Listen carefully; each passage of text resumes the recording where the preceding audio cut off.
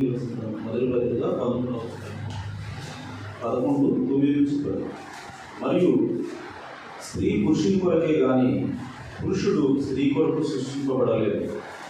ఇందువలన దేవదూతలను బట్టి అధికార సూచన స్త్రీకి తల మీద ఉండవలేను. దేవుడు తన పరిశుద్ధ వాక్యములకు శిశువు జోడించాక తల వంచి చిన్న ప్రార్థన చేస్తుంది.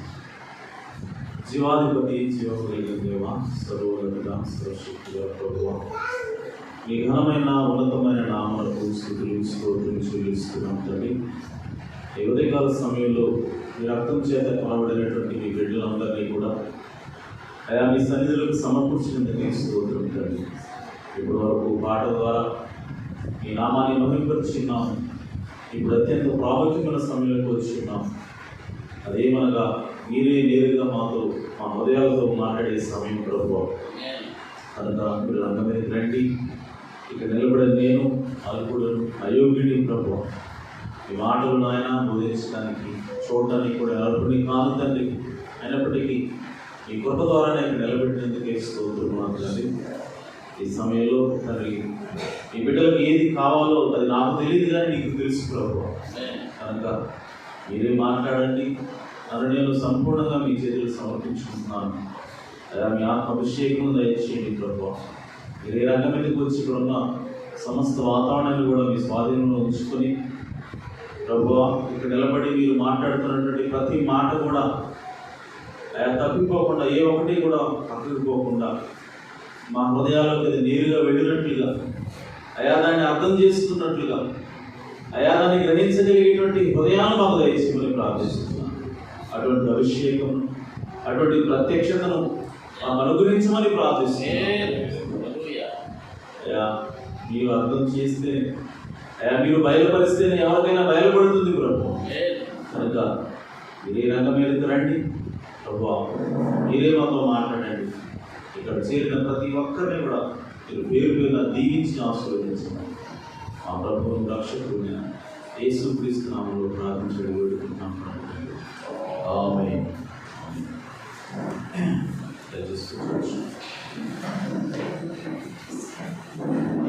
Praise the lord. హల్లెలూయా. మంచిది. దేవుడు ల్యాప్టాప్ తీసేసి ట్యాబ్ తెచ్చుకున్నాను. ఏంటా అని చెప్పి మళ్ళీ ఆలోచిస్తారేమో. సో దేవుడు ఒక చిన్న ట్యాబ్ ఇచ్చాడు. ఇదే మన కంప్యూటర్ దాకా. సరే మంచిది. మనం వాక్యంలోకి వెళ్ళబోయే ఉందిగా మరి కొన్ని విషయాలు మాట్లాడుకొని వెళ్దాం. మరి ఈరోజు ప్రకటనలు ఏమి లేవు, ఒకటే ప్రకటన. మరి ప్రతిరోజు కూడా వాకింగ్ చదవాలని టాపిక్ చెప్పారు.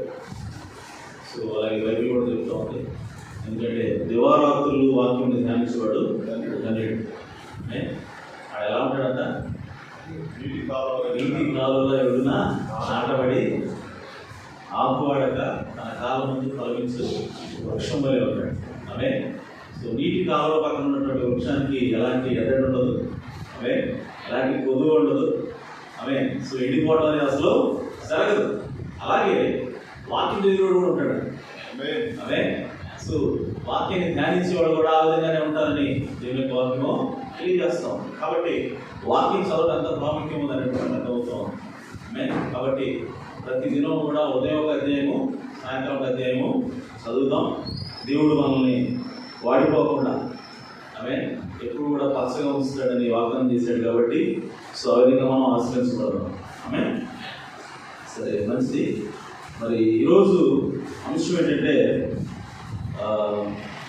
Power of the head because of angels.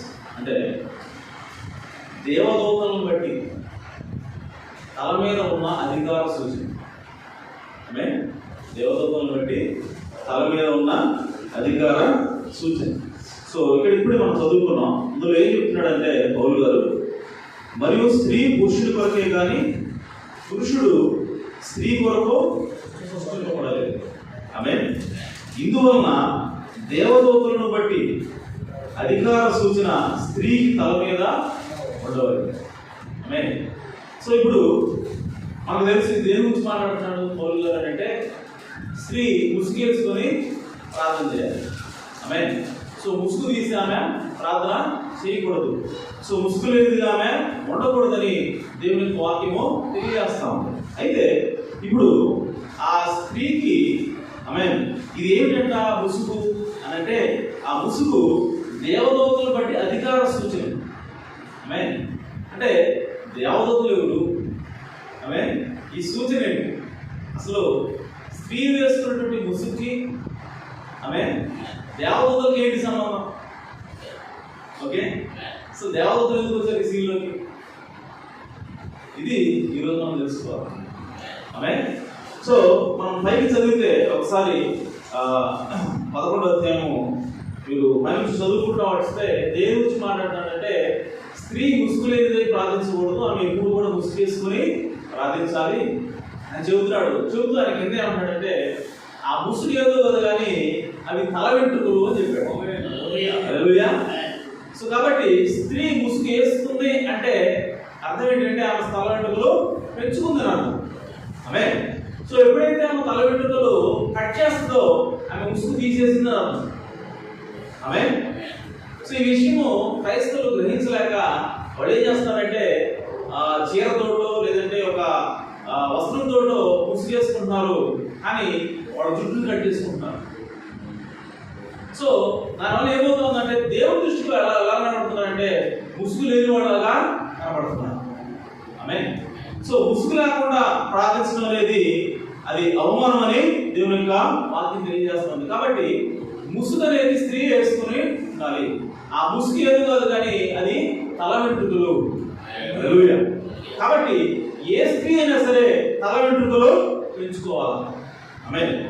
So ఇప్పుడు దేవదూతలు ఎందుకు వచ్చారు సీన్లోకి అని అంటే ప్రియ సోదరి సోదరా, దేవదూతలు అంటే ఎవరో తెలుసుకో. ఫస్ట్ బైబిల్లో 2 రకాలుగా దేవదూతల గురించి రాయబడింది.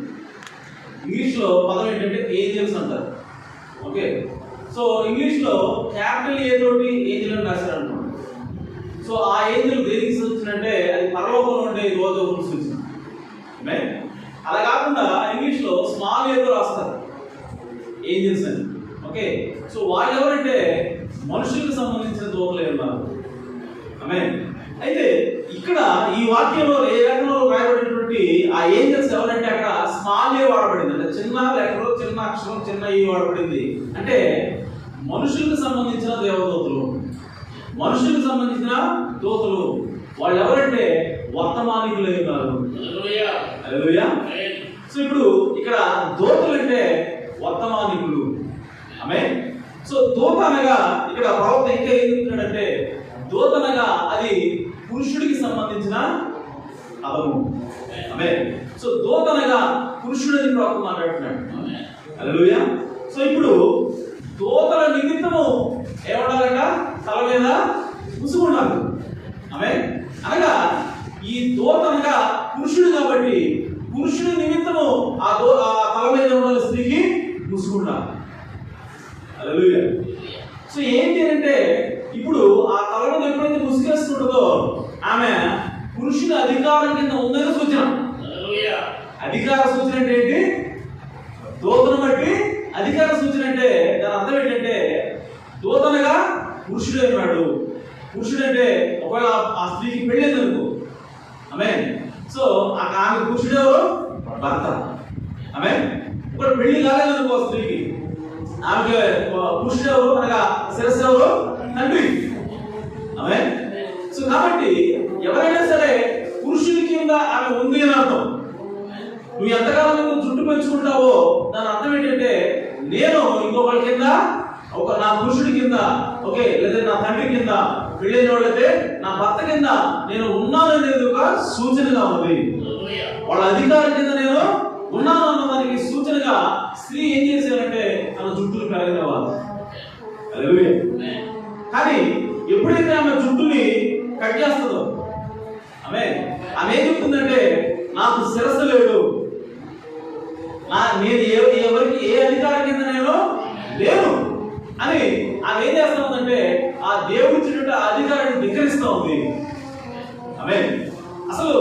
స్త్రీ మీద పురుషుడు పెట్టింది ఎవరు? పురుషుడే తనంతట తాను పెట్టుకున్నాడా? లేదు. పెట్టింది ఎవరంటే దేవుడు. హల్లెలూయా. సో ఈరోజు స్త్రీ పురుషుడిని ధిక్కరిస్తుంది, పురుషుడి మాట వింటలేదంటే ఆమె ఎవరు ఇచ్చిన అధికారం ధిక్కరిస్తా ఉందంటే దేవుని యొక్క మాటను ధిక్కరిస్తా ఉన్నాను. ఆమె ధిక్కరిస్తుంది పురుషుడు కాదు, కానీ పురుషుడికి పెట్టినట్టు దేవుడు ధిక్కరిస్తా ఉంది. హల్లెలూయా. కాబట్టి దేవుడు ఏం చెప్తా ఉన్నాడంటే నీకు అధికార సూచనగా స్త్రీకి తల మీద వెంట్రుకలు ఉండాలి, ఆమె వాటిని పెరగనివ్వాలి. ఆ విధంగా పెరగనివ్వడం వల్ల ఆమె ఏం చెప్తోందంటే నేను నా తండ్రికి లోబడుతున్నాను, నేను నా భర్తకి లోబడుతున్నాను, లేదా నేను నా గార్డియన్కి నేను లోబడుతున్నాను. అంటే తల్లిదండ్రులు ఉంటారు ఆమె, సో లేదంటే విడాకులు లేని వాళ్ళు ఉంటారు.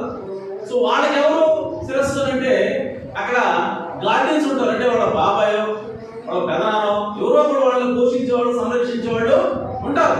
సో వాళ్ళు వాళ్ళకి శిరస్సుగా ఉంటారు. ఆమె.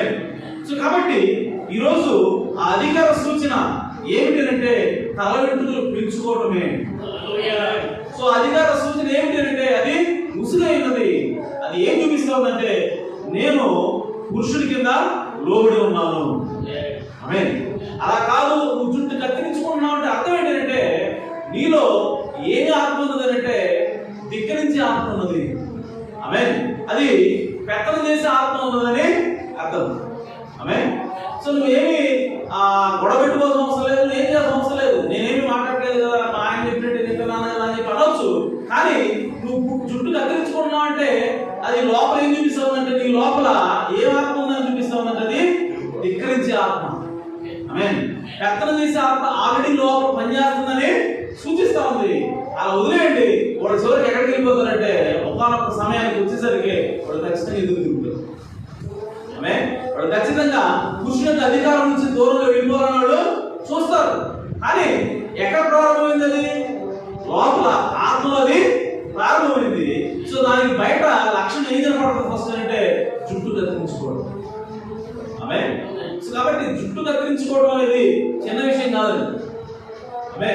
జుట్టు కత్తిరిస్తున్నాం అంటే అర్థం ఏంటంటే నేను నా భర్తని అధికారాన్ని నేను ధిక్కరిస్తున్నాను, అతను నాకు ఎంత మాత్రం కూడా అధికారి కాదు అని చెప్పి నువ్వు చెప్తున్నావు అని అర్థం.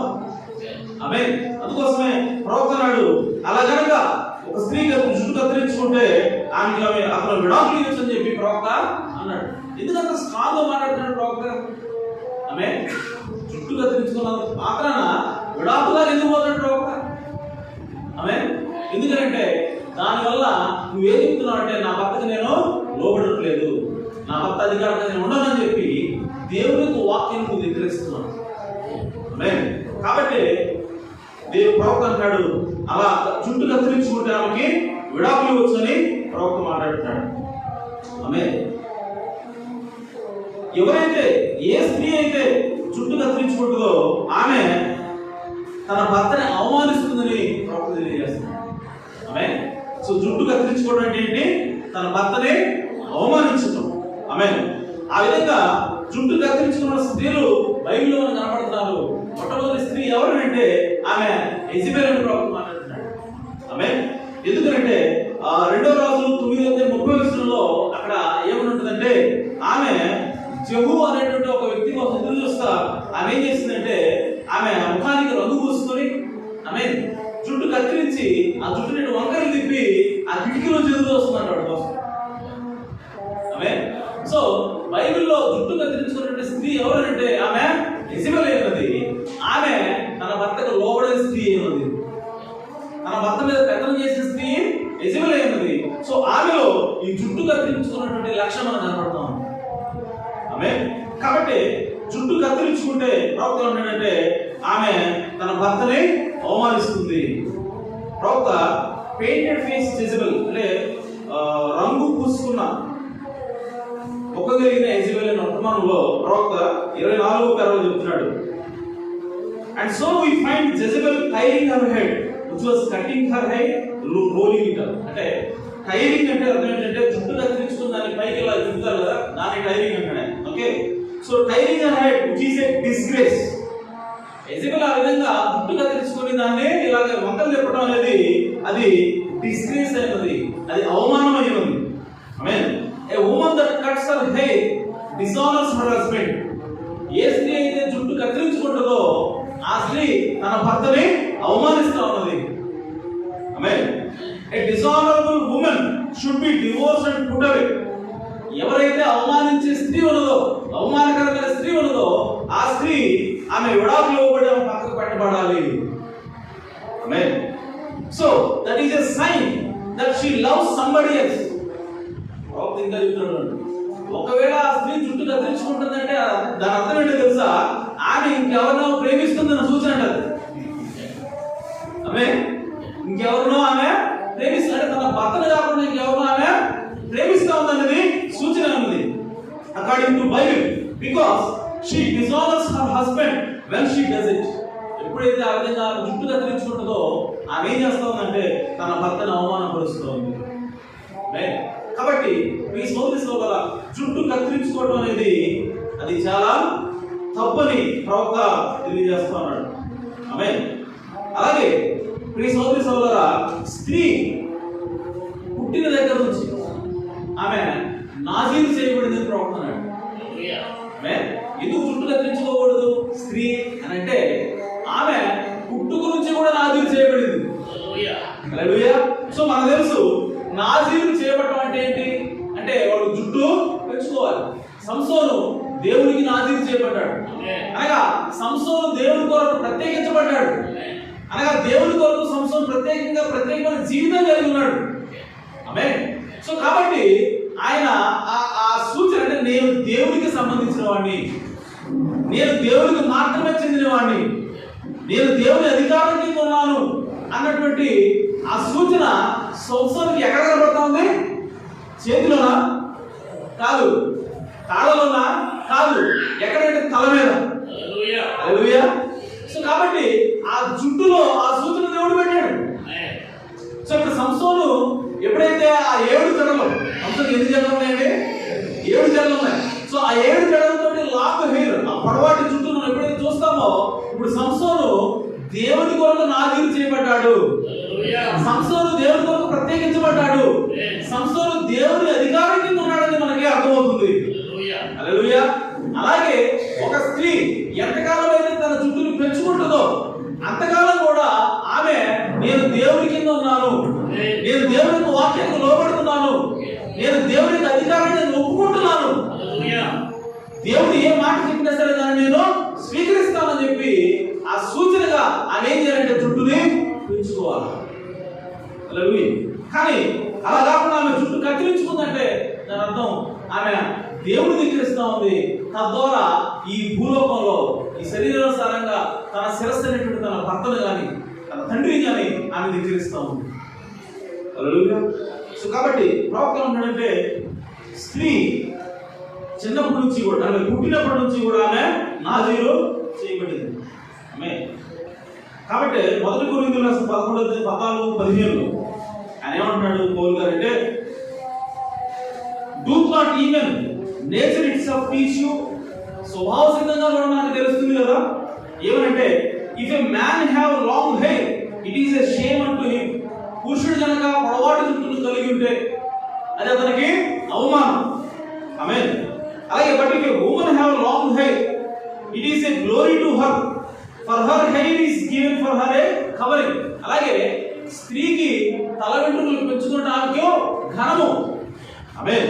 ఎందుకంటే అందుకొరకే ఆమెకి ఆ స్త్రీ జుట్టు ఏ విధంగా ఇవ్వబడిందంటే ముసుగులాగా ఇవ్వబడింది. హల్లెలూయా. కాబట్టి స్త్రీ ఏం చేయాలంటే ముసుగు ధరించాలి, స్త్రీ జుట్టు పెంచుకోవాలి. ఎందుకంటే ఆమె పుట్టినప్పటి నుంచి కూడా గర్భంలో పడ్డప్పటి నుంచి కూడా ఆమె నాజీరు చేయబడింది. హల్లెలూయా.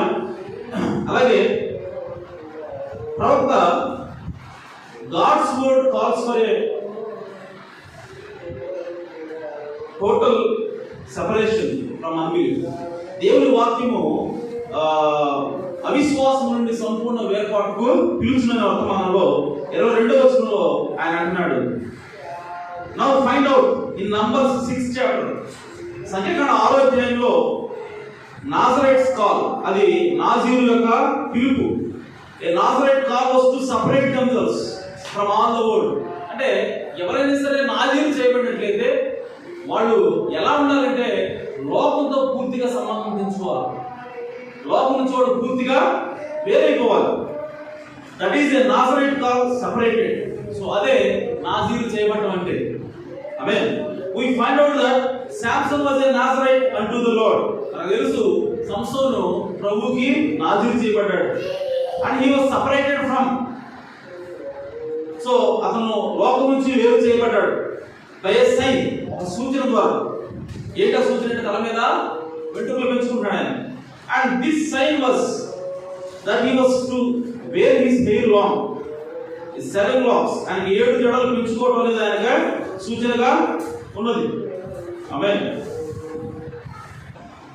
తర్వాత స్త్రీకి శిరస్సు ఎవరు? పురుషుడు. ఆమేన్. సో ఎందుకు స్త్రీకి పురుషుడు శిరస్సుగా ఉన్నాడు అని అంటే ఎలా చెప్తాం అని అంటే, దేవుడు మొట్టమొదటిగా ఏదైనా తోటలో ఎవరు సృష్టించాడంటే పురుషుని సృష్టించాడు. ఆమేన్. సో పురుషుని సృష్టించిన తర్వాత పురుషునిలో నుంచి స్త్రీని ఆయన తీశాడు. సో ఎవరి కోసం తీశాడు? పురుషుడి కోసం తీశాడు. ఆమేన్. సో బైబిల్ ఏం చెప్తుందంటే క్లియర్గా, స్త్రీ పురుషుడి కోసం చేయబడింది కానీ పురుషుడు స్త్రీ కొరకు చేయబడలేదు. ఆమేన్. కాబట్టి ఇప్పుడు శిరస్సు ఎవరు నడిపించాలి అని అంటే స్త్రీని పురుషుడు నడిపించాలి తప్ప పురుషుడి స్త్రీని నడిపించకూడదు. ఆమేన్. కాబట్టి స్త్రీకి శిరస్సు ఎవరంటే పురుషుడే అన్నాడు. ఓకే. సో ఇప్పుడు ఈ సోదరులారా, దేవుని వాక్యం ఇంకా ఏం తెలియజేస్తుందంటే, ఈ యుగ సంబంధమైన దేవత వర్తమానంలో ప్రవక్త స్త్రీ జుట్టు కత్తిరించుకోవచ్చు మాట్లాడుతున్నాడు. అని ఏమంటాడంటే, you said cutting hair, what is that God to do? So జుట్టు కత్తిరించుకోవడానికి ఏంటి సంబంధం అండి, అది ఏం చేస్తుంది అని చెప్పి అడుగుతున్నారు. Brother, let's stop here just a minute. ఒక నిమిషం ఆగుదాం అక్కడ. I just feel somebody resented. ఇది అవసరం నాకు అర్థమవుతుంది, తెలుస్తూ ఉంది. Might have been out on the wire somewhere. Listen, a hair to a woman is a Nazarite vow. అంటే స్త్రీకి వెంట్రుకలు అనేవి నాజీరు వ్రతం ప్రవర్తన. స్త్రీకి తల వెంట్రుకలు ఏంటంట? నాజీరు వ్రతం. Hair to Samson was a Nazarite vow. So అలాగే సంసోనికి వెంట్రుకలు ఏమన్నా అక్కడ కూడా ఆయనకి నాజీరు వ్రతం లాగా ఉన్నట్టుగానే స్త్రీకి కూడా వెంట్రుకలు ఏమైనవి? నాజీరు వ్రతమైనవి. And when a woman cuts off her hair, she absolutely denies her Nazarite vow. ఎప్పుడైతే స్త్రీ ఆ జుట్టును కత్తిరించుకుంటుందో ఆమె తన నాజీరు చేయబడినటువంటి ఆ వ్రతాన్ని ఆమె తిరస్కరిస్తా ఉంది. Amen. That she is a bride to Christ. So ఆమె ఏమేమి తిరస్కరిస్తా ఉందంటే, నేను క్రీస్తుకి వధువుని కాదు అని చెప్తా ఉంది. ఆమేన్. ఎప్పుడైతే స్త్రీ జుట్టు కత్తిరించుకుంటుందో ఆమె ఏం చెప్తుందంటే, నేను యాక్చువల్లీ ఎవరు వధువుని, ఎవరు భార్యని? నేను క్రీస్తుకి భార్యని. కానీ జుట్టు కత్తిరించుకోవడం ద్వారా నేనేం చెప్తున్నానంటే, ఆ స్త్రీ ఏం చెప్తుందంటే, నేను ఎంత మాత్రం కూడా క్రీస్తుకి భార్యగా ఉండడానికి ఇష్టపడట్లేదు, నేను ఆయన కింద అధికారి కింద ఉండని చెప్తూ ఉన్నాను. Amen. Because there are one thing, she spoils the whole picture correctly. A Nazarite is one that is concentrated for a purpose. So ఒక ఉద్దేశం కొరకు సపరేట్ చేయబడిన వాళ్ళే నాజీరు చేయబడిన వాళ్ళు. ఆమేన్. అలాగే 147 వచనంలో అంటాడు, if she cuts off, I don't care how much she dances, sings in the choir. Okay. ఆమె కనుక జుట్టు కత్తిరించుకుంది కానీ ఆమె ఎంత పాటలు పాడినా, సో ఆమె ఎంత ఎగిరినా, ఓకే, ఆమె ఎంత భాషలో మాట్లాడినా, ఆమె అటు ఇటు పరిగెత్తినా, ఆయన ఏమంటాడంటే, all kind of aid society she is dead. ఆమె చనిపోయిందని ప్రవక్త అంటాడు. ఆమేన్. సో జుట్టు కత్తిరించుకున్న స్త్రీ వచ్చి సంఘంలో పాటలు పాడవచ్చు, భాషలో మాట్లాడవచ్చు, సో ఎగరవచ్చు, ఇంకేమైనా చేయొచ్చు, కానీ ఆమె జుట్టు కత్తిరించుకుంది అంటే అర్థం ఆమె ఆల్రెడీ చనిపోయిందని. Hallelujah. That is thus saith the Lord, the word of God. అది వాక్యమైనది. ఆమేన్. సో 1 కొరింథీయులు 14, మొదటి కొరింథీయులు రాసిన 14వ అధ్యాయంలో కూడా చెప్తారు, she had denied her Nazarite vow and sold out to the god of his modern age. So ఆ విధంగా జుట్టు కత్తిరించుకుని ఆమె తనకు తాను అమ్మేసుకుని ఈ యుగ సంబంధమైన దేవతకు తనకు తాను అమ్మేసుకుందండి. ఆమేన్. కాబట్టి స్త్రీలు ఎల్లప్పుడూ కూడా జుట్టుని పెంచుకోవాలి. జుట్టునోడు కట్ చేయకూడదని ప్రవక్త తెలియజేస్తా ఉన్నాడు. ఆమేన్.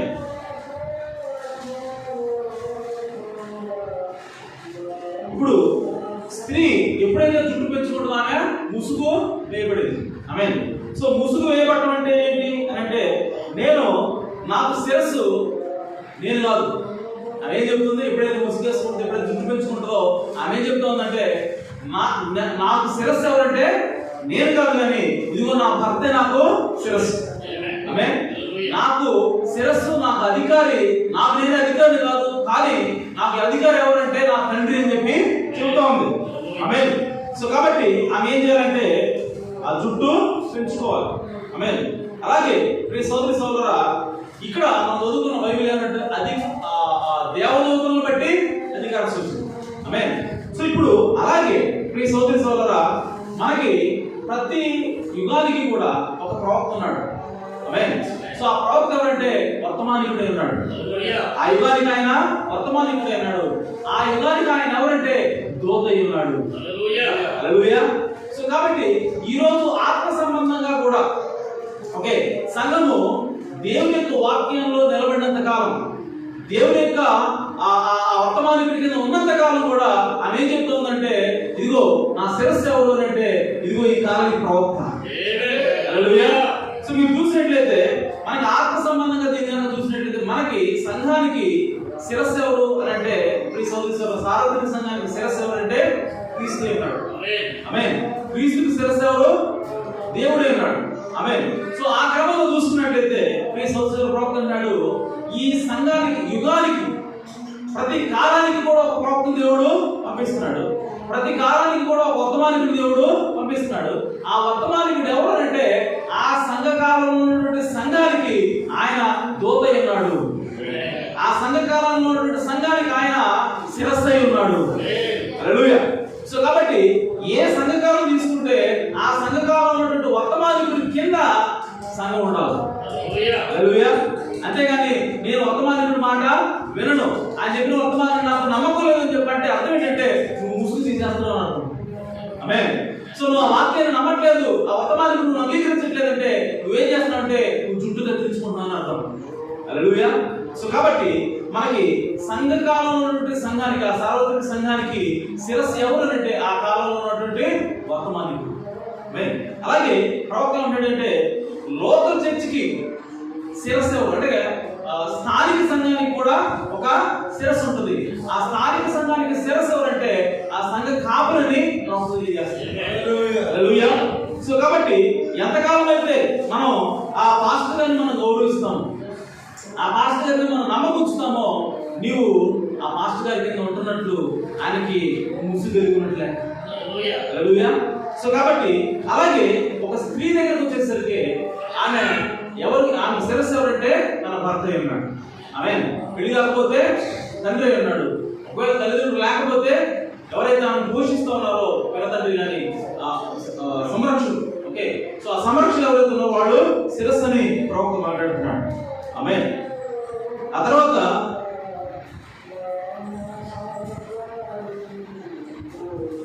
ప్రవక్త ఏంటంటే ఈ దూతలు ఎవరైతే ఉన్నారో వాళ్ళు ఎల్లప్పుడూ కూడా పురుషులే ప్రవక్త అంటాడు. ఆమేన్. స్త్రీలలో ఎవరు కూడా దూతలు లేరండి. ఓకే. వాళ్ళు ఎప్పుడు కూడా పురుషులై ఉన్నారు. ఓకే. సో కాబట్టి శిరస్సు ఎప్పుడు కూడా పురుషుడై ఉంటాడు. ఎక్కడికి తీసుకోండి. ఓకే. సో సంఘానికి సార్వత్రిక వధువుకి యేసుక్రీస్తు పురుషుడు కాబట్టి ఆయన శిరస్సు. అలాగే సంఘకాలానికి ఒక ప్రవక్త దేవుడు పంపిస్తాడు, ఆయన శిరస్సు అయినాడు. ఆయన కూడా ఎవరైనా ఉన్నారు? పురుషుడే ఉన్నారు. ఓకే. అలాగే ఒక స్త్రీకి భర్త ఎవరంటే పురుషుడు, ఒక స్త్రీకి తండ్రి ఎవరంటే పురుషుడు. సో ఎల్లప్పుడూ కూడా పురుషులే శిరస్సుగా ఉన్నారు. ఎందుకు మీరే ఎందుకు శిరస్సుగా ఉంటారు? ఈరోజు చాలా మంది ప్రశ్నిస్తారు. ఓకే. ఈరోజు ఏమంటారంటే ధిక్కరించేటువంటి ఆత్మ, ఓకే, లేదంటే పెత్తనం చేసేటువంటి ఆత్మ పనిచేస్తా ఉంది. వాళ్ళు ఏమంటారంటే పురుషులు ఎందుకు శిరస్సుగా ఉండాలి? ఒక కుటుంబం తీసుకోండి, ఆ కుటుంబంలో హెడ్ ఎవరంటే పురుషుడు. ఓకే. సో ఒక ఇన్స్టిట్యూట్ తీసుకోండి, ఆ ఇన్స్టిట్యూట్ ఎవరు హెడ్ ఎవరంటే పురుషుడు. సో ఎక్కడ చూసినా సరే పురుషులే అధికారం చేస్తున్నారు, పురుషులే పెత్తనం చేస్తున్నారు. కాబట్టి మీరే ఎందుకు మేము మాత్రం కాదా అని చెప్పి స్త్రీలు ఏం చేస్తున్నారంటే మేము కూడా పెత్తనం చేస్తాము, మేము కూడా శిరస్సుగా ఉంటాం. కాబట్టి ఇదిగో నువ్వుగా చెప్పేది నేను చెప్పినట్టు విను అని చెప్పి భార్య అంటుంది ఈరోజు. ఆమె సో అటువంటి ప్రశ్న ఎందుకు వస్తా ఉంది అని అంటే, మీ సోదరులారా, అసలు ఆ ఏదైనా తోటలోనే దేవుడే ఆ విధంగా సృష్టించాడు. ఆమె దేవుడే ఆ విధంగా చేశాడు, మనం చేసేది కాదు. హల్లెలూయా. ఏ పురుషుడు ఆ పురుషుడు ఆమె శిరస్సుగా, నేను శిరస్సుగా ఉంటాను, నువ్వు బాడీలో ఉండు, నేను చెప్పింది నువ్వు వినాలని చెప్పి పురుషుడు తనతో అంటలేదు, కానీ అది దేవుడు ఇచ్చినట్టు అధికారం. హల్లెలూయా. సో కాబట్టి ఈరోజు స్త్రీలు తన పురుషుడికి లోపడాలి. సో మన పురుషులకి ఎంతకాలం అయితే మీరు లోపడుతూ ఉంటారో అంతకాలం కూడా మీకు జయిస్తూ ఉంటారు లోపల అంటాడు. హల్లెలూయా.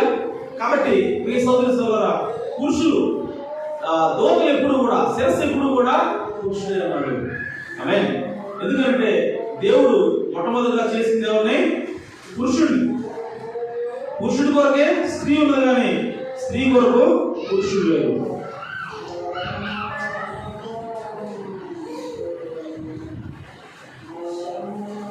చూడండి, ప్రవక్త సంఘానికి శిరస్సు పాస్టర్ గారికి చెబుతూ ఆయన ఏమంటాడంటే, pastor never leave the word. ఎప్పుడు కూడా పాస్టర్ గారు సంఘానికి శిరస్సే, కానీ ఆ శిరస్సు అయినటువంటి ఆ కాపరి ఎప్పుడు కూడా వాక్యం విడిచిపెట్టకూడదు. హల్లెలూయా. ప్రవక్త ఏమన్నాడు? సంఘానికి శిరస్సు లోకల్ చర్చికి, సార్వత్రిక సంఘానికి కాదు, లోకల్ స్థానిక సంఘానికి శిరస్సు ఎవరంటే పాస్టర్ గారే అని చెబుతూ ఆయన ఏమంటాడంటే, అతను ఎప్పుడూ కూడా వాక్యాన్ని వీరకూడదు, వాక్యాన్ని దగ్గర నుంచి వెళ్ళకూడదు. ఆమేన్. సో యువర్ పాస్ట్ రెవల్యూషన్ అంటే రెవల్యూషన్ బుక్ ఆఫ్ సింబల్స్ అని అర్థం. ఓకే, సో ప్రకటన గ్రంథం సింబల్స్ గా ఉంది అని అర్థం. ఓకే, ఆత్మ 52 your pastor when he stands here on the platform ministering the word of God, he is God's angel to the church. So మీ కాపరి ఓకే ఈ ప్లాట్ఫామ్ మీద, ఈ బలిపీఠం మీద నిలబడి ఓకే సో దేవునికి వాక్యాన్ని ఆయన బోధిస్తున్నప్పుడు, దేవునికి వాక్యంతో సంఘానికి సేవ చేస్తున్నప్పుడు, he is God's angel to the church. ఆయన సంఘానికి దూత అయినాడు. Hallelujah. Messenger to the church. ఆయన సంఘానికి వర్తమానికుడు అయినాడు. ఓకే, లోకల్ పాస్టర్ లోకల్ సంఘానికి, స్థానిక కాపరి స్థానిక సంఘానికి. therefore a pastor should never leave that word but stay straight with the word. కాబట్టి కాపరి ఎప్పుడూ కూడా ఆ వాక్యాన్ని విడిచిపెట్టుకోకూడదు, ఆ వాక్యాన్ని ఎప్పుడు కూడా మేరకూడదు. But stay with the word, ఆ వాక్యంతోనే నిలిచి ఉండాలి. Because he is feeding the shepherd's place. అసలు మనకి కాపరి ఎవరు? సంఘానికి అసలైన కాపరి ఎవరు అంటే యేసుక్రీస్తు. ఇప్పుడు యేసుక్రీస్తు వచ్చి మీకు డైరెక్ట్ గా సేవ చేయలేదు, కానీ యేసుక్రీస్తు స్థానంలో నిలబెట్టాడు. ఆమేన్. సో పాస్టర్ ఎవరంటే యేసుక్రీస్తు స్థానంలో పెట్టబడినటువంటి కాపరి అతను. సో కాబట్టి అతను ఏం చేయాలంటే వాక్యాన్ని వినిపోకూడదు. Amen. Because the word pastor mean shepherd. So ఎందుకంటే అసలు పాస్టర్ అన్న మాటకి అర్థం ఏంటంటే షెఫర్డ్ అంటే కాపరి అర్థం. Amen. Look it up and find it out if the name right. So అది సరైనది కాదు, మీరు చూడండి. A pastor is a shepherd and the Holy Ghost has made him oversee over a certain flock. So pastor అనే అతను కాపరి ఉన్నాడు, పాస్టర్గా కాపరి ఉన్నాడు. సో ఆ కాపరిని పరిశుద్ధాత్మే ఆ సంఘం మీద పరిచారకుడుగా పెట్టింది. హల్లెలూయా. దేనికి పెట్టాడంటే టు ఫీడ్ దెమ్. ఎందుకు పెట్టాడు? ఆ సంఘాన్ని పోషించడానికి, ఆ సంఘానికి ఆహారం పెట్టడానికి. ఏం పెట్టాలంటే ఆహారంగా, ఆమేన్, దేంతో పెట్టాలి, ఏం పెట్టాలి, పెట్టాలి ఆహారం అంటే the word of God. So దేవునికి వాక్యాన్ని ఆహారంగా పెట్టాలి. అలా కాకుండా ఇక్కడ ఉన్నటువంటి కాపరి వాక్యాన్ని కాకుండా వేరేగా తీసుకొచ్చి పెడితే ఆమేన్ అది కరెక్ట్ కాదని అంటాడు. ఆమేన్. సో కాబట్టి కాపరి శిరస్సు అయినాడు. ఆ కాపరి ఏం చేయాలంటే ఆ సంఘానికి వాక్యంతో పోషించాలా. ఆ కాపరి ఎప్పుడు కూడా వాక్యంతో నిలబడి ఉండాలి, అంతేగాని ఆ వాక్యాన్ని ధిక్కరించి పోకూడదు. ఆమేన్. సో కాబట్టి లోకల్ చర్చికి శిరస్సు ఎవరంటే కాపరి ఉన్నాడు. అలాగే ప్రవక్త ఇంకేమంటాడంటే స్త్రీలు సంఘంలో మౌనంగా ఉండాలి. ఓకే, దేవుని వాక్యం చెప్తుంది స్త్రీ సంఘంలో మౌనంగా ఉండాలి. అయితే ఆయన ఏమంటాడంటే 1 కొరింథీయులకు రాసిన 14:34-35లో పౌలు గారు ఏమంటాడంటే, your women keep silence in the churches for it is not permitted unto them to speak. So మాట్లాడటం కానీ బోధించడానికి కానీ వాళ్ళకి సెలవు లేదు. ఆమేన్. వాళ్ళు ఎప్పుడు కూడా పురుషులకి లోబడి ఉండాలి. Amen. If they will learn anything let them ask their husbands at home. వాళ్ళు ఏదైనా సరే నేర్చుకోగలిగితే తమ ఇంటి వద్ద తమ భర్తలను అడిగి నేర్చుకోవాలి. హల్లెలూయా. సో ఇప్పుడు చూడండి, స్త్రీ ఏదైనా సరే నేర్చుకోవాలంటే ఎక్కడి నుంచి నేర్చుకోవాలి? భర్త దగ్గర నుంచి నేర్చుకోవాలి. భర్తనే అడగాలి. సో ఇప్పుడు భర్తను అడిగి భర్త దగ్గర నేర్చుకోవాలంటే ఇప్పుడు భర్తలు ఏం చేయాలి? మరి వాళ్ళు అడిగిన దానికి సమాధానం చెప్పే కెపాసిటీ ఉండాలి. ఓకే, ఇప్పుడు నా స్త్రీ గురించి మాట్లాడుతున్నాం. ఓకే, పురుషుడికి ఇప్పుడు స్త్రీ మీద పెత్తనం ఉంది, పురుషుడిది. ఓకే, బాగానే ఉంది. అయితే పెత్తనం చేయడం దేనికి అంటే, పెత్తనం అంటే ఏంటి అంటే ఆకలి ఇవ్వటమా? ఆకలి ఇవ్వటమేనా? ఇది చెప్పలేనా? ఆమె. సో పురుషుడికి అధికారంతో పాటు కొన్ని బాధ్యతలు కూడా దేవుడు ఇచ్చాడు. అలాగే మీరు ఎప్పుడైనా గుర్తుపెట్టుకోండి, ఒక అధికారం ఉందంటే దానికి పక్కన ఏముంటాయి? బాధ్యతలు కూడా ఉంటాయి. ఆమె కేవలం నాకు అధికారాన్ని నేను చెలాయిస్తా, బాధ్యతలు నాకు సంబంధం లేదంటే కుదరదు. ఆమె. సో కాబట్టి స్త్రీ మీద పురుషుడికి అధికారం ఇచ్చిన దేవుడు కొన్ని బాధ్యతలు కూడా ఇచ్చాడు. ఆ బాధ్యత ఏంటంటే, నీ భార్యకి ఏదైనా డౌట్ వస్తే, నీ భార్యకి వాక్యం ఏదైనా ప్రశ్న వస్తే ఆ ప్రశ్నకి ఎవరు సమాధానం చెప్పాలి? నువ్వే, భర్తే సమాధానం చెప్పాలి. కాబట్టి ఈరోజు మరి భర్తలు ఏం చేయాలి? భర్తలు ఎల్లప్పుడూ కూడా వాక్యాన్ని ధ్యానించాలి. హల్లెలూయా. సో నీకు నీ ప్రశ్న, నీ భార్య ప్రశ్నకు సమాధానం చెప్పాలంటే మరి ఏం చేయాలి? వాక్యం చదవాలి, బైబిల్ చదవాలి. ఓకే, వర్తమానం ఏంటో. అలాంటప్పుడు నీ భార్యను నువ్వు ఏ విధంగా సాటిస్ఫై చేయగలవు? ఆమెను ఏ విధంగా నువ్వు ఎడ్యుకేట్ చేయగలవు? ఆమెను ఏ విధంగా నువ్వు నేర్పించగలవు? బైబిల్ చెప్తుంది, ఆమె నేర్పించాల్సిన బాధ్యత ఎవరిది? నీదే. ఆమెకు ఏదైనా డౌట్ వస్తే దాన్ని క్లారిఫై చేయాల్సింది ఎవరిది? బాధ్యత భర్తదే. మరి నువ్వు చదవకపోతే ఏ విధంగా క్లారిఫై చేస్తావు? నీకే నాలెడ్జ్ లేకపోతే ఏ విధంగా కుటుంబాన్ని కట్టుకుంటావు? ఆమె. సో కుటుంబాన్ని, భార్యని, భర్తని ఏలాలి అంటే, భార్యని ఏలాలి అంటే పురుషుడు ఖచ్చితంగా వాక్య జ్ఞానంతో ఉండాలా? సో ప్రతి దినం కూడా వాక్యము చదవాలి, ప్రతి దినం కూడా వర్తమానము వినాలి. సో అప్పుడు కుటుంబాన్ని ఏ విధంగా ఏలాలి, కుటుంబంలో బాధ్యతలు ఎలా ఉంటాయి, ఆ బాధ్యతలను ఎలా నెరవేర్చాలి, ఇవన్నీ కూడా అతనికి తెలుస్తాయి. కాబట్టి ఆమె భార్య కానీ లేదంటే ఆ పిల్లలు కానీ అడిగినటువంటి ప్రశ్నలను వాళ్ళు నివృత్తి చేసి తద్వారా ఆ కుటుంబాన్ని వాళ్ళు నడిపిస్తారు. ఆమేన్.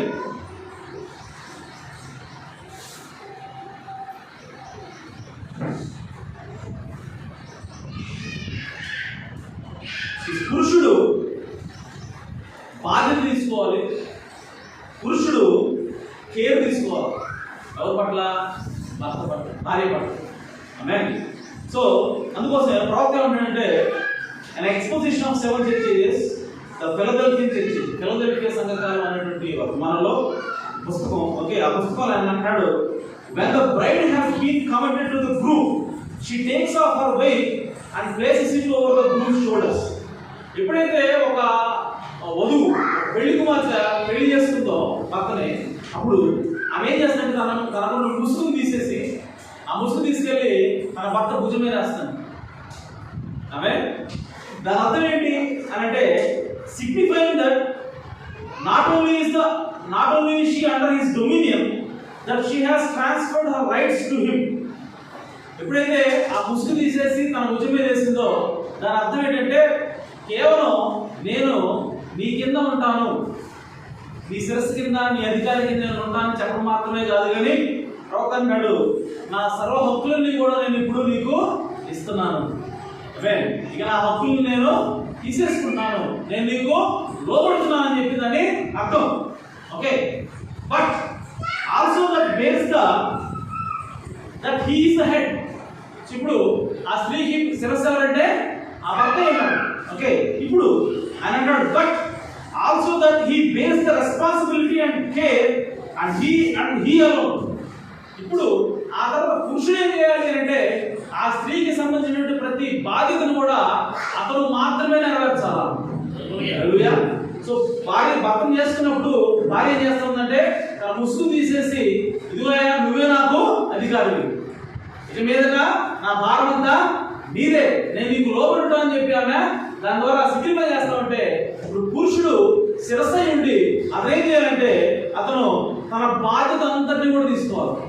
స్త్రీకి సంబంధించిన ప్రతి బాధ్యతను కూడా ఆయన తీసుకోవాలి, ప్రతి కేర్ కూడా ఆయన తీసుకోవాలి. ఆమెకు సంబంధించినటువంటి ఆహారం కానివ్వండి, ఆమెకు సంబంధించినటువంటి వస్త్రాలు కానివ్వండి, ఆమెకు సంబంధించిన ఏదైనా సరే, ఆమెకి ఏది అవసరమైనా సరే, ఇప్పుడు ఆమె ఎవరి దగ్గరికి వెళ్ళాలి? భర్త దగ్గరికి వెళ్ళాలి. భర్త దాన్ని నెరవేర్చాలి. హల్లెలూయా. అంతేగాని నేను చెప్పి నువ్వు వినాలా. ఆమె కానీ నీకు పోవాలంటే నువ్వు సంపాదించు, నీకు బట్టలు కావాలంటే నువ్వు పోయి కొనుక్కో, అంతేగాని నేను మాత్రం చెప్పింది వినాల్సిందే అంటే కుదరదు. ఓకే. సో ప్రాబ్లం ఏంటంటే నీకు పెళ్లి చేసుకున్నప్పుడు నువ్వు శిరస్సు అంటే అర్థం ఏంటంటే నీకు అధికారం మాత్రమే కాదు, అధికారంతో పాటు బాధ్యతలు కూడా వస్తాయి. సో స్త్రీని బాధ్యత వహించాలా అని ప్రభువు మాట్లాడుతున్నాడు. ఆమేన్.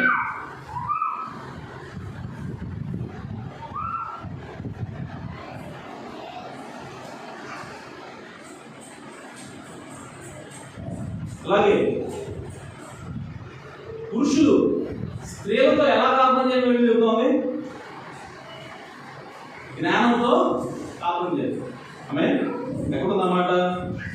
1 పేతురు 3:7. ఓకే. సో అందులో బైబిల్ ఏం చెప్తుందంటే, పురుషులారా మీరు జ్ఞానంతో స్త్రీలతో కాపురం చేయండి. ఓకే. సో జ్ఞానం అంటే ఏంటి? ఆమేన్. ప్రవక్త అన్నాడు జ్ఞానంతో కాపురం చేయడం అంటే ఏంటి అంటే, ప్రవక్త అన్నాడు I believe in genuine holy ghost knowledge. జ్ఞానం అనగా పరిశుద్ధాత్మ జ్ఞానమైనది. హల్లెలూయా. సో పురుషుడికి తన భార్యని ఏలాలి అంటే, తన భార్యతో కాపురం చేయాలంటే ఏం జ్ఞానం ఉండాలంట? పరిశుద్ధాత్మ జ్ఞానం ఉండాలి. ఆమేన్. సో పరిశుద్ధాత్మ జ్ఞానం ఉన్నప్పుడే నువ్వు ఆమెతో కాపురం చేయగలవు. ఆమేన్. సో ఆల్వేస్, సో అంటే when you get Holy Ghost knowledge, you will always punctuate the word with amen. So పరిశుద్ధాత్మ జ్ఞానం ఏం చేస్తుందంటే ఎల్లప్పుడూ కూడా దేవుని యొక్క వాక్యానికి ఓటేస్తుంటది. ఆమేన్. అంటే నీకు ఎప్పుడైతే పరిశుద్ధాత్మ జ్ఞానం వస్తుందో, ఎప్పుడైతే పురుషుడిగా శిరస్సుగా ఓకే కుటుంబాన్ని పరిశుద్ధాత్మ జ్ఞానంతో ఏళ్తా ఉంటావో, నీ కుటుంబంలో ఏదైనా సరే ఒక సమస్య వచ్చినప్పుడు, లేదంటే నీ భార్య ఒక సమస్యను తీసుకొని వచ్చినప్పుడు, ఆమేన్, సో దాన్ని పరిష్కరించడానికి నువ్వు ఎక్కడికి వెళ్తావు? దేవునికి వాక్యం దగ్గరికి వెళ్తావు. ఆమేన్. సో దేవునికి వాక్యంలో దాన్ని నువ్వు వెతుకుతావు, వెతికి దాని ప్రకారంగా ఆ సమస్య నువ్వు పరిష్కారం తీసుకొని వస్తావు. హల్లెలూయా. అంతేగాని ఆ వాక్య జ్ఞానం లేదనుకోండి, ఓకే, సో ఆయన ఎప్పుడు కూడా నీకు సమస్యగానే ఉంటుంది, ఆ సమస్యను ఎప్పుడు కూడా పరిష్కరించలేవు. ఆమేన్. సో నువ్వు సమస్యను పరిష్కరించాలంటే నువ్వు ఏం కలిగి ఉండాలంటే వాక్య జ్ఞానాన్ని కలిగి ఉండాలి, పరిశుద్ధాత్మ జ్ఞానాన్ని నువ్వు కలిగి ఉండాలి. ఆమేన్. సో మన కుటుంబంలో వచ్చే ఏ సమస్య అయినా సరే దేనితో పరిష్కరించాలంటే బైబిల్తోనే పరిష్కరించాలా. బైబిల్ లోపల నుంచి దాన్ని పరిష్కరించగలగాలి. ఆమేన్. సో కాబట్టి when you get these things that seem to contradict themselves in the Bible, you sit down and study it and prayerfully like that. So నీకు ఎప్పుడైనా సరే కొన్ని కాంట్రడిక్షన్స్ వస్తాయి, అంటే బైబిల్ ఒక రకంగా ఉంటే నీ కుటుంబంలో కానీ లేదంటే నీ సమాజంలో కానీ నీకు దానికి వ్యతిరేకమైనటువంటి ఒక సమస్య నీకు వస్తుంది. ఆమేన్. సో ఇప్పుడు నీవు దానికి కరెక్ట్గా సమాధానం చెప్పాలంటే నువ్వేం చేయాలంటే ప్రార్థన ద్వారా నువ్వు దాని దగ్గరికి వెళ్ళాలి. ఆమేన్. లోకాలకు వెళ్ళి ఉపవాసంతో ఏం చేయాలి? ప్రభువా ఇది నాకు అర్థం కావట్లేదు, సో ఈ బైబిల్ ఒక రకంగా ఉంది కానీ ఇక్కడ ఇంకో రకంగా జరుగుతుంది, మరి దీనికి సమస్య పరిష్కారం ఎలాగ దానికి సమాధానం చెప్పాలి, దీనికి ఎలాగ పరిష్కారం తీసుకొని రావాలని చెప్పి అడిగినప్పుడు ప్రార్థనాపూర్వకంగా అప్పుడు దేవుడు దానికి సమాధానం ఇస్తాడు. Hallelujah. After while you see it together and there you got it. So కొంతకాలం తర్వాత, కొంత సమయం తర్వాత దేవుడు నీకు దానికి క్లారిటీ ఇస్తాడు. ఆమేన్. That is knowledge. అదే జ్ఞానమైనది. హల్లెలూయా. సో కాబట్టి ప్రియ సోదరి సోదరా, భార్యని ఏలాలన్నా కుటుంబాన్ని ఏలాలన్నా పురుషుడికి ఏముండాలంటే పరిశుద్ధాత్మ జ్ఞానం ఉండాలా. పరిశుద్ధాత్మ జ్ఞానం లేకపోతే ఆ కుటుంబంలో ఏర్పడం అనేది సరిగా ఉండదు. ఆ కుటుంబంలో ఎప్పుడు కూడా గందరగోళమే. ఎందుకంటే ఈ భార్య ఏదో చెప్తుంది, లేదంటే నీ తల్లి ఏదో చెప్తుంది, లేదంటే నీకు పిల్లలు ఏదో సమస్య తీసుకొస్తారు. వాటన్నిటికీ కూడా వాక్యానుసారంగా మనం ఎప్పుడైతే దానికి పరిష్కారం ఇస్తామో అది పర్ఫెక్ట్గా ఉండదు. అందులో ఏమి రాజీ ఉండడం, లేదంటే ఎలాంటి సమస్యలు ఉండవు. అలా కాకుండా మన పూర్వీకులు చెప్పినట్టు, మన తాత ముత్తాతలు చెప్పినట్టు ఆ సమస్యను పరిష్కరించాలని మనం చూస్తే ఎప్పుడు పరిష్కారం అవుతాయి. ఆ సమస్య కూడా అలాగే ఉంటుంది. కాబట్టి ఆ సమస్యని వాక్య జ్ఞానంతో మనం పరిష్కరించగలగాలి. హల్లెలూయా. కాబట్టి ఈ సోదరి సోదరులారా, దేవునికి వాక్యం తెలియజేస్తా ఉంది, స్త్రీ ఎల్లప్పుడూ కూడా పురుషుడికి లోబడాలి. ఆమేన్. సో ఆమె ఎప్పుడు ఎంతకాలం అయితే స్త్రీకి పురుషుడికి లోబడి ఉంటుందో ఆమె బలవంతురాలని దేవునికి వాక్యం తెలియజేస్తాం. ఇప్పుడు చాలా మందికి వచ్చినటువంటి సమస్య ఏంటంటే, స్త్రీలకి పెద్దలంతా వాళ్ళే చేస్తారు, నాదేమీ లేదు. వాళ్ళు ఏంటంటే నేనా తప్ప నాకు ఎలాంటి ఇది లేదని చెప్పి అనుకుంటున్నారు. కానీ దేవునికి వాక్యం ఏం చేస్తుందో అంటే, దేవుడు నిన్ను ఏ స్థానంలో ఉంచాడో ఆ స్థానంలో ఉండటమే విజయవంతం చెప్తాను. సో కాబట్టి ఈరోజు నేను దేవుడు బలహీనంగా చేశాడు. నువ్వు బలహీనమైన ఘటాన్ని పురుషుడి కింద నిన్ను పెట్టాడు. సో నువ్వేం చేయాలంటే పురుషుడి కిందే ఉండాలి. సో నువ్వు పురుషుడి కింద ఉండకుండా నువ్వు ఎప్పుడైతే పురుషుడిని దాటి పురుషుడి మీద పెత్తనం చేయాలని ప్రయత్నం చేస్తున్నావో నువ్వు ఓడిపోతున్నావు ప్రవర్తన. నీకు అలాగే ప్రజలకి చూసేవాడికి ఎలా కనపడుతుంది? నువ్వు గెలుస్తున్నావు. నువ్వు డామినేట్, ఒక స్త్రీ డామినేట్ చేస్తా ఉంది, ఒక స్త్రీ పెత్తనం చేస్తా ఉంది. సో ఆమె అంత అన్నట్టుగా కనపడుతుంది. కానీ నీవు అలా చేస్తున్నంతసేపు కూడా నువ్వు ఓడిపోతున్నావు ప్రవర్తన. ఎందుకంటే ఆ విధంగా పెత్తనం చేసిన కుటుంబం అది శాపగ్రస్తం అవుతుంది. మేము ఎదుగుతాం. ఈ లోకంలో గల అత్యంత ఘోరమైన శాపం ఏంటంటే స్త్రీ పెత్తనం ప్రవర్తన. స్త్రీ పెత్తనం చేయటమేనట. ఎందుకంటే స్త్రీ పెత్తనం చేయడం ద్వారా ఏం చెప్తా ఉందంటే, దేవుడు ఇచ్చినటువంటి ఆజ్ఞకి, దేవుడు ఇచ్చినటువంటి క్రమాన్ని ఆమె ధిక్కరిస్తూ ఉంది. దేవుడు ఏదైతే క్రమం తీసుకొచ్చాడో, ఏదైతే తోటలో ఆయన ఏ విధంగా ప్రణాళిక తీసుకొచ్చాడో ఆ ప్రణాళికని భగ్నం చేస్తూ ఉన్నాను. కానీ ఆమె దృష్టిలో అనుకుంటుందంటే, నేను విజయం సాధిస్తున్నాను, నేను పెత్తనం చేస్తున్నాను, నా భర్త మీద నాదే విజయం, నా కుటుంబం మీద నాదే పెత్తనం అని చెప్పి ఆ స్త్రీ అనుకుంటుంది. కానీ స్త్రీ సోదరి సోదరురా, ఆమె విజయానికి ఓడిపోతుంది ప్రవర్తన. కాబట్టి ఈరోజు అంటే ఇంకో మాట ఏంటంటే, స్త్రీ పెత్తనం చేస్తే ఆ కుటుంబం శాపం అవుతుందా, ఆ కుటుంబం ఎదగదా, ఆ కుటుంబంలో డబ్బులు ఉండవా, ఆ కుటుంబంలో ఆర్థిక సమస్యలు ఉండవా అని అంటే ఆర్థిక సమస్యలు ఉండవు. వాళ్ళు ఎదుగుతారు ఆర్థికంగా కానీ, ఏ సమస్యలు పిల్లలు కానీ అట్లాంటివి ఏమి ఉండవు. అట్లాంటి వాటిలో విషయాల్లో ఎలాంటి సమస్యలు ఉండవు. కానీ పరిశుద్ధాత్మ అవ్వలేదు. స్త్రీ పెత్తనం చేసే కుటుంబంలో ఉండే సమస్య ఏంటి? వాళ్ళకి ఆస్తులు ఉంటాయి, ఉద్యోగాలు ఉంటాయి, అన్ని సమయంగా జరుగుతాయి, ఎంత ఇల్లు ఉంటాయి, కట్టుకోవడం బట్టలు ఉంటాయి, అన్నీ ఉంటాయి. స్త్రీ పెత్తనం. కానీ ఏముండదంటే పరిశుద్ధాత్మ ఉండదు. పరిశుద్ధాత్మ బాప్తిసం వాళ్ళు పొందలేదు. ఆ కుటుంబంలో సమాధానము ఉండదు, ఆ కుటుంబంలో దేవుడు ఉండడు. అందుకోసం ప్రవక్తన్నాడు, స్త్రీ పెత్తనం చేయటం అది శాపం ప్రవక్త. ఎందుకంటే దేవుడు చెప్పినట్టుగా చేస్తే దేవుడు వస్తాడు, కానీ దేవుడికి వ్యతిరేకం చేస్తే దేవుడు ఎందుకు వస్తాడు? దేవుడు రాడు. కాబట్టి స్త్రీ ఎల్లప్పుడూ కూడా దేవుడు ఇచ్చినటువంటి క్రమానికి లోబడి ఉండాలి. దేవుడు ఏ స్థానం అయితే ఇచ్చాడో ఆ స్థానంలో ఉండటమే ఆశీర్వాదం ప్రవక్తన్నాడు. హల్లెలూయా. మీరు చూసినట్లయితే శారా అబ్రహాము దగ్గర పోయింది. ఏమన్నదంటే, అబ్రహాము ఆ సౌతి కొడుకున్నాడు కదా ఇష్మాయిల్, వాడు పంపించేది ఆ సౌతిని కనివేసాయి అన్నాడు. అని అంటే అబ్రహాము అన్నాడు, ఎందుకమ్మా వద్దులే అన్నాడు. ఇప్పుడు శారా నా మాట ఎందుకు, నేను చెప్పింది జరగాల్సిందే, నేను చెప్పినట్టుగా నువ్వు వినాల్సిందే, ఎందుకు చెయ్యవు అని చెప్పి ఆమె ఏమి ఒత్తిడి చేయలేదా? సరే ప్రభువా అని చెప్పి పోయి నిద్రపోతున్నాను. సాయి చెప్పింది అబ్రహాము వెళ్ళలేదు, ఆ పోయి నిద్రపోతుంది. ఆమె గొడవాడ ఇప్పుడు దేవుడు వచ్చాడు. ఆమె దేవుడు వచ్చి ఎవరో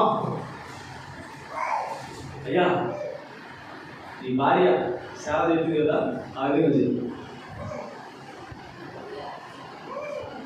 జరిగిందా లేదా అని చెప్పింది. ఆమె ఆ చెప్పిన మాట ప్రకారం జరిగింది. కానీ ఆమె దేవుని యొక్క మాటకు లోపడింది. సో ఆమె తన స్థానంలోనే ఉంది. అదేమి నా పెద్దం తాగాలి నేను చెప్పింది నాలుగు చెప్పి గొడవ పెట్టుకోవాలి. ఓకే నేను చెప్పాను ఆయనకి ఇష్టం లేదు, ఓకే వదిలేసి అనుకుంది అంతే. ఓకే భర్తకు లోబడింది. కానీ దేవుడు వచ్చి అక్కడ సమస్యను పరిష్కరించాడు. ఆమె అలాగే స్త్రీ ఈ సమస్యలు ఉంటాయి మనకు తెలిసిందే. ఓకే ఎందుకు పెద్దం చేస్తుంది స్త్రీ అంటే పురుషుడు సరిగ్గా మంచోడు కాదు, పురుషుడు తాగుపోతాడు, పురుషుడు తిరిగిపోతాడు, కాబట్టి అతనికి పెత్తనం ఇస్తే మొత్తం అంతా నాశనం చేస్తాడు కాబట్టి నేనే పెత్తనం తీసుకుంటాను అంటారు. అంటే స్త్రీ పెత్తనం తీసుకోవడానికి అనేక రకాల కారణాలు ఉంటాయి. ఆమె కానీ స్త్రీ పెత్తనం తీసుకోకూడదు. హల్లెలూయా. అలా కాకుండా నువ్వు దేవుడు చెప్పినట్టుగా దేవుడి మాటకు లోబడితే ఆమె ఖచ్చితంగా నీ భర్తను మార్చే బాధ్యత దేవుడు తీసుకుంటాడు. హల్లెలూయా. ప్రభువా నువ్వు చెప్పావు పెత్తనం చేయకూడదని.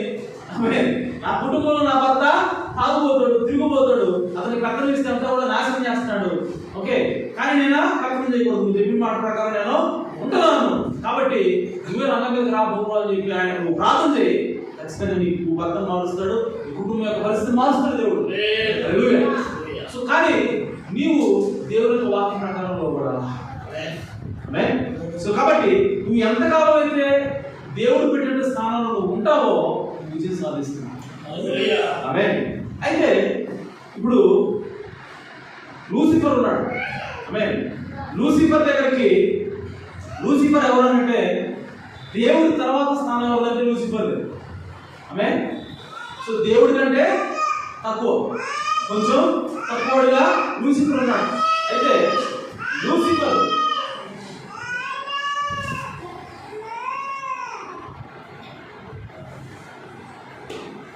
లూసిఫర్ ఏం చేశాడంటే దేవుడు తనకిచ్చిన స్థానంతో సరిపెట్టుకోవడం వాడికి ఇష్టం లేదు.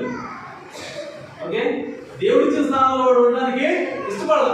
అదేమన్నాడంటే దేవుడి కంటే నేను ఇంకా ఎక్కువ ఉండాలి.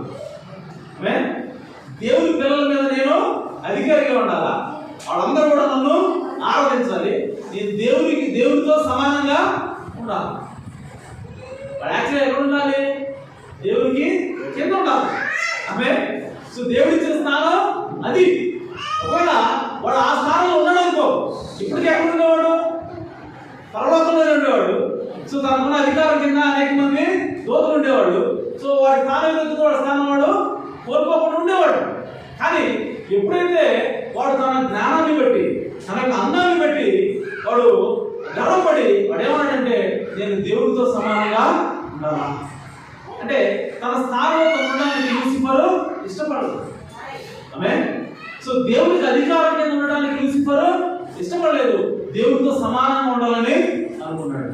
కాబట్టి సాతాను శాపగ్రస్తుడై కింద తోడుపెట్టాడు.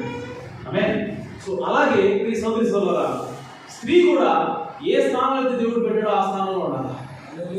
పురుషుడిని శిరస్సుగా పెట్టి స్త్రీని ఆ శిరస్సు కింద అధికారం కింద ఉండని చెప్పినప్పుడు ఆమె ఆ విధంగా ఉండదనుకో, ఓకే ఆమె అనేక మందికి ఆశీర్వాదకరంగా ఉంటుంది. ఆ విధంగా తన స్థానం నిలబడినప్పుడు ఆ కుటుంబానికి ఆశీర్వాదకరంగా ఉంటుంది. సో కాబట్టి ఈ సోదరి సోదరులారా, మనం ఎల్లప్పుడూ కూడా దేవుడు మనకి ఇచ్చిన స్థానంలో ఉండటమే ఆశీర్వాదం. దేవుడు మనకి ఇచ్చిన స్థానంలో ఉన్నప్పుడే మనం విజయం సాధిస్తామని దేవుని వాక్యం తెలియజేస్తాం. కాబట్టి స్త్రీలు ఎల్లప్పుడూ కూడా లోబడి ఉండాలి. స్త్రీలు ఎల్లప్పుడూ కూడా పురుషుడు అనేటువంటి శిరస్సు కింద ఉండాలి. సో ఆ విధంగా ఉన్నప్పుడు దేవుడు మనల్ని ఆశీర్వదిస్తాడు, దేవుడు మనల్ని దీవిస్తాడని దేవుని యొక్క వాక్యము తెలియజేస్తాం.